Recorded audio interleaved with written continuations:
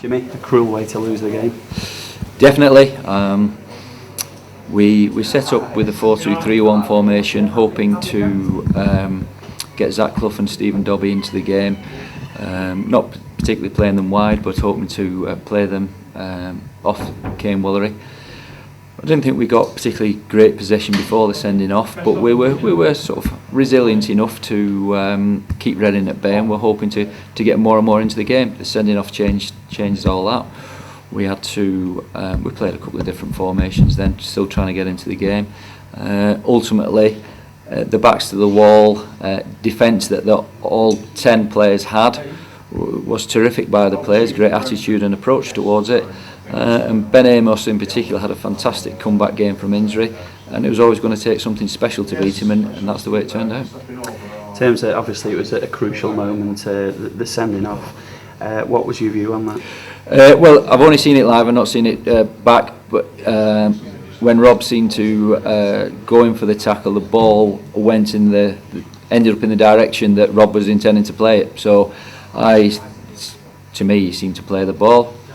The referees seen differently, and but Ben making the great save still meant we very much had everything to play for, and it I don't know, it was the 89th minute, maybe the 90th minute that they scored the winner.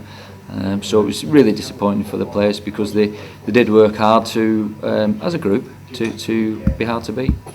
Given what happened at Ashton Gate a couple of weeks ago, I thought you looked very solid, well set up, well organised today. That must have pleased you, the way in which the lads reacted. Yeah, I mean, at my time here at the club, in the different roles I've had, the success the first team's had in the past has always been built on a solid defensive foundation, and that was something that was pleasing to come out of the game.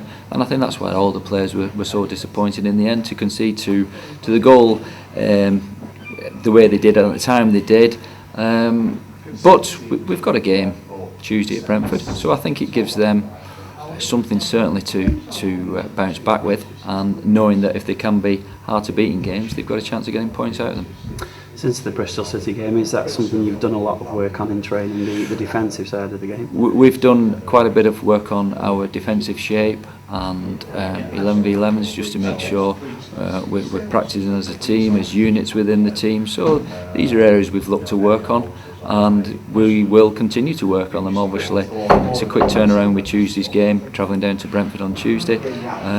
So the players, having played best part of, I would think, 75 minutes for some of them with injury time with 10 men, it will be rest, recovery, the use of video to show them where areas we can improve, and also we'll get them out on the training ground on Monday and put some more ideas in the head.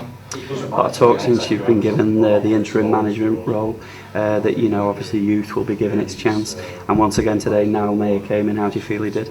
Yeah, I thought Niall ended up having a quite a steady, consistent game. I think he played his way into the game in the first 10 minutes or so, where he looked unsure of himself, shall we say, but he soon got into the swing of things. He's difficult to beat, Niall, because he's a quick player, and I thought a couple of times he was tested by their fullback overlapping, and Niall made a couple of great sliding tackles, and that gave him his confidence, and I thought he went on to have a very steady game. Other end of the spectrum, of course, David Wheater came back into the team at Bristol City, but again today I thought he had a really good game at the heart of your defence.